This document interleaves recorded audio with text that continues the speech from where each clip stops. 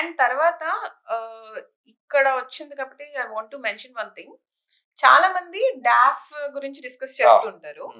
So even నన్నైతే recent గా ఒక స్టూడెంట్ ఏమడిగారంటే, డాఫ్ నా ఫ్రెండ్స్ అందరూ డే 1 నుంచే ప్రిపేర్ అవుతున్నారంట, నేను కూడా ప్రిపేర్ అవ్వడం స్టార్ట్ చేయాలా? బికాజ్ అక్కడ మెన్షన్ చేసినవే మనల్ని ఇంటర్వ్యూలో అడుగుతారంట కదా. సో దాన్ని నేను చాలా స్ట్రాంగ్ గా లేకపోతే ఐ విల్ లూజ్, నాకు ఎడ్జ్ తగ్గిపోతుంది అన్న ఫీలింగ్ లో ఉన్నారనమాట. సో దాని గురించి మీరు చెప్పండి. అండ్ వాట్ ఐ ఫీల్ అనేది నేను కూడా చెప్తాను. మీరు ఫస్ట్ చెప్పండి సార్. అంటే డాఫ్ అనేది ఏంటంటే డే 1 నుంచి ప్రిపేర్ అవ్వక్కర్లేదు నేను అనుకుంటున్నాను. ఆరు లేదు చూరు లేదు లాగా అలా అనుకున్నా ఓకే. లేదా డాఫ్ యొక్క ప్రాధాన్యం వేరు, అది ప్రిపరేషన్ చేసేది కాదు, అదొక లైఫ్ స్టైల్. ప్రిలిమినరీ ప్రిపేర్ అవ్వాలి, మెయిన్స్ ప్రిపేర్ అవ్వాలి. ఆ ప్రిపరేషన్లో కంటెంట్ సబ్జెక్టు బాగా ప్రిపేర్ అవుతావు. ఈ ప్రాసెస్లో ఒక 1 year ఇదంతా జర్నీ అనుకుంటే డాఫ్కి సంబంధించి ప్రధానంగా ఏముంటాయి? నాకు తెలిసి 4 అంశాలు ఉంటాయి టెక్నికల్గా చూస్తే. ఒకటి నీ పర్సనల్ ఇన్ఫర్మేషన్, నీ పేరు, పేరెంట్స్, వాళ్ళ ప్రొఫెషన్స్, నీ ప్రొఫెషన్స్, మ్యారిటల్ స్టేటస్, ఎక్స్‌వైజెడ్. ఆ తర్వాత ఏముంటుంది? నీ ఎడ్యుకేషనల్ బ్యాక్గ్రౌండ్, నువ్వు ఎక్కడ చదివావు, ఎప్పుడు చదివావు, ఏం చదివావు. ఆ తర్వాత ఏముంటుంది? నీ యొక్క ప్రిఫరెన్సెస్, అంటే ఏ సర్వీస్ ప్రిఫర్ చేస్తున్నావు, లేకపోతే ఆర్డర్ ఆఫ్ ప్రయారిటీ ఏంటి, ఏ స్టేట్, అదే స్టేట్ అలా ఉండదు అక్కడ నా ఉద్దేశం. ఓవరాల్ నీ యొక్క group A services, group B services, all India services. ఇంక 4వది ఏముంటుంది? నీ పర్సనల్ చాయిసెస్, హాబీస్, లేదా నీకు వచ్చిన ఏమైనా ఎక్స్ట్రా కరికులర్ యాక్టివిటీస్లో నీకు వచ్చిన ఏమైనా గిఫ్ట్, అదే ప్రైజెస్ లాంటివో, లేదా నువ్వు ఏమైనా ఎక్కడైనా లీడ్ తీసుకున్నావో, ఇంతే. వీటిల్లో నువ్వు కనుక కామన్ సెన్స్ అప్లై చేసి స్పాంటేనిటీని పెంచుకొని, ఇంటిగ్రిటీని పెంచుకొని, ఫ్రాంక్నెస్ని పెంచుకొని, స్వీట్ టంగ్ని పెంచుకుంటే అయిపోయింది ఇంటర్వ్యూ. అవును సార్. దానికి డే 1 నుంచి ప్రిపేర్ అవ్వడం అనేది రాంగ్. అదే నువ్వు కనుక డే 1 నుంచి ప్రిలిమినరీకి సంబంధించిన ప్రతి సబ్జెక్ట్ మీద కమాండ్ తెచ్చుకుని, మెయిన్స్కి సంబంధించిన ప్రతి సబ్జెక్ట్ మీద కమాండ్ తెచ్చుకుని, అంటే కంటెంట్ని బాగా ప్రిపేర్ అయ్యి, అప్పుడు కంటెంట్ని ఆప్షన్ బాగా ప్రిపేర్ అయినప్పుడు ఎగ్జామ్ హాల్లో ఇంటర్వ్యూ బోర్డులోకి వెళ్ళే సమయానికి నీకు నీ జిఎస్ మీదనో ఆప్షన్ల మీదనో నేను క్వశ్చన్ అడిగినప్పుడు రెడీగా ఉంటావు. నీ ఎడ్యుకేషన్ బ్యాక్గ్రౌండ్ లేకపోతే ఇతరత్ర వాటి మీద ఉంటే కనుక దాన్ని కొంచెం ఫైన్ ట్యూన్ చేసుకుంటావు. నీ పేరెంట్స్ గురించో నీ గురించో అడుగుతున్న వాటిలో కొత్తగా ఏం చెప్తావు, అబద్ధాలు ఏం చెప్పగలవు, అందులో మ్యానిపులేషన్ ఏం చేస్తావు, ఫ్యాబ్రికేషన్ ఏం చేస్తావు. ఇంకా నువ్వు హాబీస్ అప్పటికప్పుడు ఏదైనా నువ్వు క్రియేట్ చేసి పెట్టుకుంటే 1 month టైం ఎంత ఉంటుంది, ఈలోగా నువ్వు ప్రిపేర్ అవుతావు. అంటే నేనైతే డాఫ్ని రోజువారీ దినచర్యగా స్వీకరించమని కోరతాను తప్ప రోజువారీ ప్రిపరేషన్గా మాత్రం చేయొద్దంటాను. మీరు ఎలా అయితే కరెక్ట్గా యాప్ట్గా యూజ్ చేశారు, అది మీ లైఫ్ స్టైల్ అని, that is so true. And more over ఇప్పుడు మీరు ఎక్స్ట్రా కరిక్యులర్ యాక్టివిటీస్ దీన్నే ఎక్కువ మంది ఫోకస్ చేసి దీనిలో ఏం ఫిల్ చేయాలి, మనం స్పెషల్ గా కనిపించాలంటే ఏం ఫిల్ చేయాలి, ఈ ఫీలింగ్ లో ఉంటారు. Because rest all DOF is like దాన్ని మనం మార్చలేము, మార్చాలనుకున్నా మార్చలేము.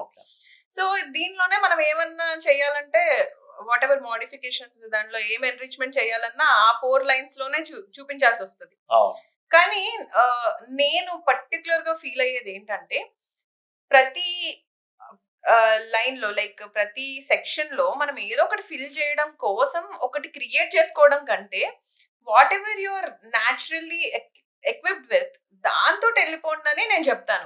ఎందుకంటే ఆటోమేటిక్ గా ఒరిజినాలిటీ బయటకు వచ్చేస్తుంది. Correct correct. సో ఇప్పుడు మన ఒరిజినల్ గా నిజంగానే మనం చిన్నప్పటి నుంచి అది ఫాలో అయ్యాం, చిన్నప్పుడు కూడా కాదులేండి, ఒక 3-4 years నుంచి కొన్ని ఫాలో అవుతున్నాం అనుకోండి, ఆటోమేటిక్ గా మనకి వాళ్ళు ఏమైనా క్వశ్చన్ అడిగితే దాన్ని మోస్ట్ ప్రాక్టికల్ వేలో మనం వాళ్ళకి ఆన్సర్ చేయగలుగుతాం. తర్వాత తెలియకుండా మనకు దాని మీద ఆ particular event are that activity మీద మనకు కమాండ్ ఉంటుంది. రాదర్ దాన్ దాట్ ఇప్పుడు కొత్తగా ఒక స్పోర్ట్ ని, బికాస్ ఆ స్పోర్ట్స్ కాలంలో ఏదో ఒకటి ఫిల్ చేయాలి కాబట్టి మనం ఒక స్పోర్ట్ రాసేసి దాన్ని లాస్ట్ మినిట్ లో బై హ్యాట్ చేసేసి ఏదో చదివేసుకుని ఎవరో 4 పేర్లు చేసుకుని అలా వెళ్ళడం కంటే rather leave it.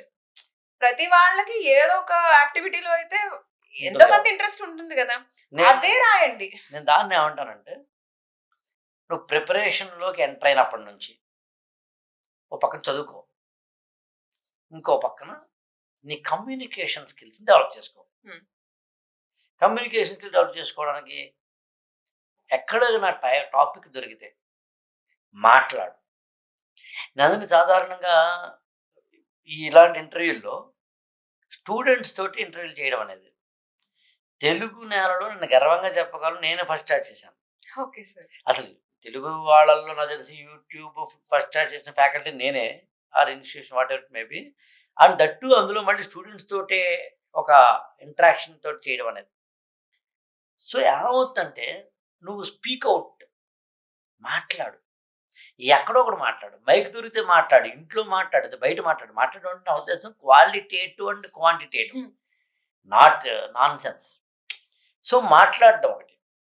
2 observation skills develop చేసుకో. You observe everything.